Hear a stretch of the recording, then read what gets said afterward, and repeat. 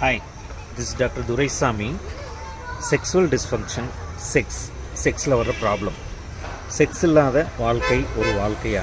யார் யார் செக்ஸ் வைக்க முடியும்னா, அனிமல்ஸ்லேருந்து நீங்கள் பார்த்தீங்க அப்படின்னா பேர்ட்ஸ்லேருந்து எல்லா உயிரினங்களுக்கும் செக்ஸ் அப்படிங்கிறது வந்து ஒரு மோஸ்ட் காமன். இது வந்து ஒரு உன்னதமான உணர்வு. ஸோ செக்ஸை வந்து ப்ராப்ளம் இருக்குதுன்னு சொல்லி அவாய்ட் பண்ணுறதோ இல்லை வந்து ஸ்கிப் பண்ணுறதோ அது வந்து தவறு அப்படின்னு தான் சொல்லணும்.